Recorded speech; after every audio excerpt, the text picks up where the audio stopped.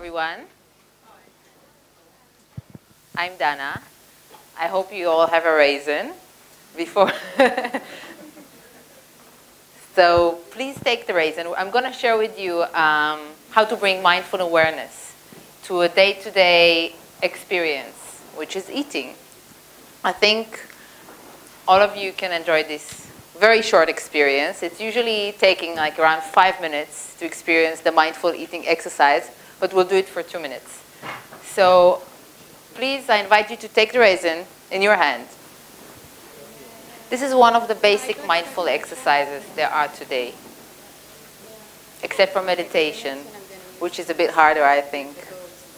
Eating is something we do every day, but we hardly pay attention to what we do, and we notice. And I want you to start with a raisin. So, everyone, raisins? Maybe put it up that I see that everyone has one. Amazing, great, thank you. So I want you to start looking at the raisin on the palm of your hand.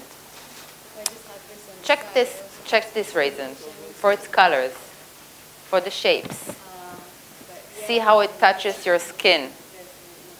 It folds.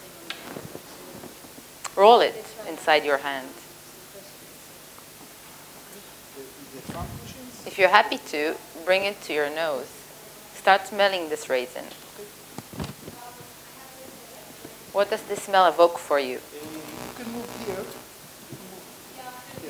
If you're happy to, bring it to your ear.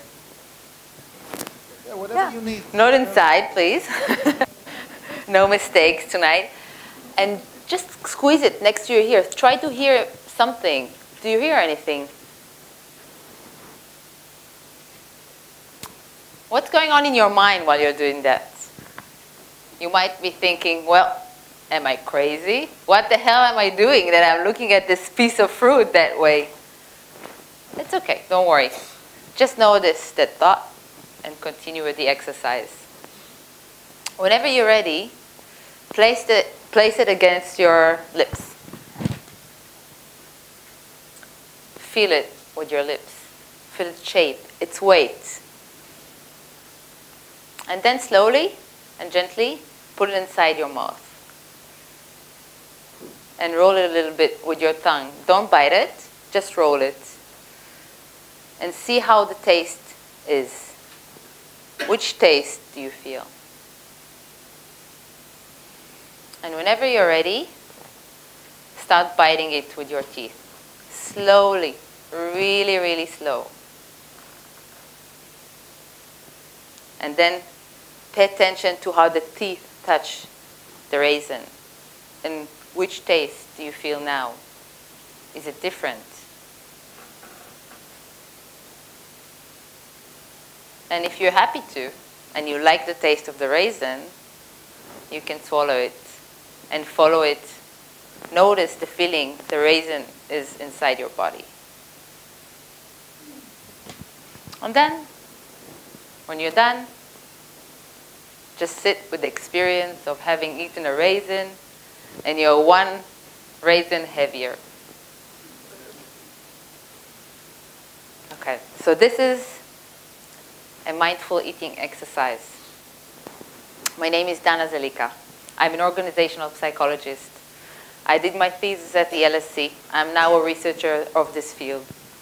I've been a big fan of this field, and I think it wasn't by accident that I reached this field as well.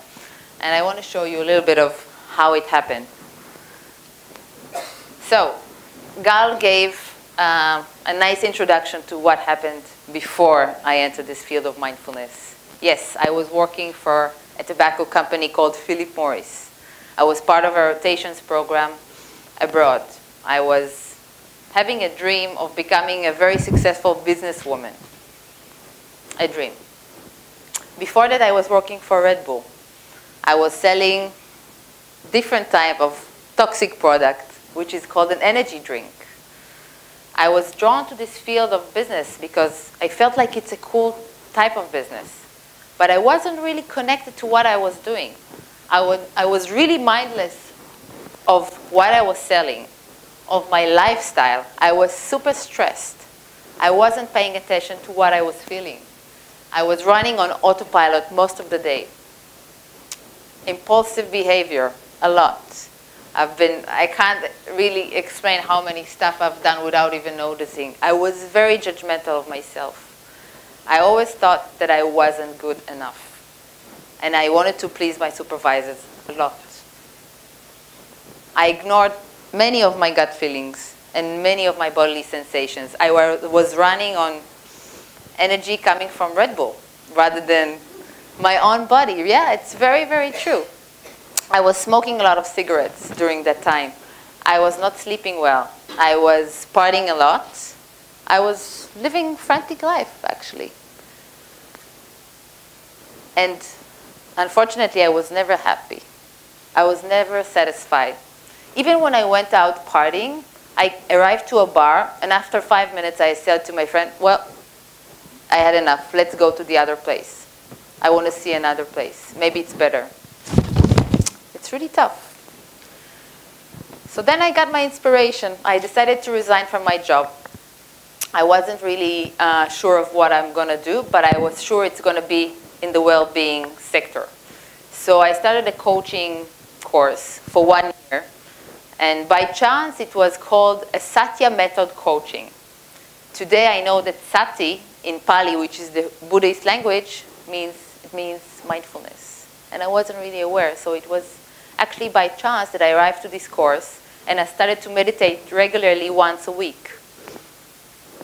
Who in this audience meditates? Wow. Amazing. How hard was it for you to begin meditating? Very, very hard. At the beginning, I was sitting there in the room, really, really fighting with my restless mind. I couldn't sit there, but I knew that if I'm going to do it, it's going to make miracles. I knew it deep in my heart, deep in my gut feeling. So I continued. 1 year of this hard training paid off. I said, well, this is what I'm going to do for the rest of my life because I love it. It changed my life. I started really taking care of my well-being, started eating right, sleeping well, stopped smoking. I actually stopped smoking when I resigned from the company. But no more Red Bulls. Different lifestyle, different person, different relationships. I found this tool super effective. I'm sure you're familiar with the definition if most of you have tried mindfulness, but I'm going to read it again. It's the awareness that emerges through paying attention on purpose in the present moment and non-judgmentally to the unfolding of experience. This is the definition, the classic definition of mindfulness. What is my X factor? So today I'm actually more passionate about facilitating mindfulness workshops worldwide to employees and people under stress in general.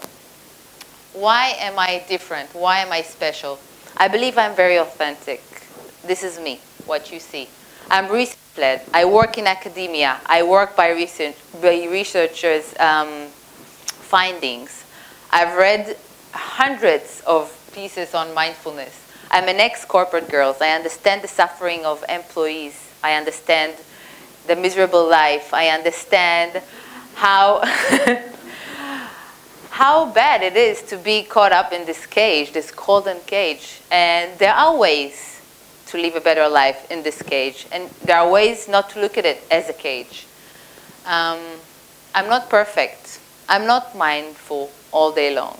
And I'm not a perfect person. Sometimes I go to lectures and I see some problems in the way I facilitate, but I don't judge myself anymore. I'm okay with this imperfection. I'm a mindfulness practitioner with the unique offering of short mindfulness interventions. I run 2 days two-day mindfulness intervention for the afternoons. So it's not an 8-week course. It's just an introduction, a way of understanding the basics in mindfulness. And it's very intimate. One of my participants said to me in the last workshop that it felt therapeutic. It's very nice to have this kind of a group. My dream. I finished my studies at the LSE with the dream of really recovering the frantic business world and creating a new generation of healthier organizations because I've been there. It's bad. It's really, really bad. I want to establish an organizational well-being agency with the help of the LSE, which endorsed my business. And I want to ask you, I've been with you now 9 minutes. Have you been with me? Have you been mindful? Have you been present? Where are your thoughts right now? Have you been with me, or have you been with the past? What you've been doing the whole day? Or you've been in the future, what you need to do in 2 hours? Thank you.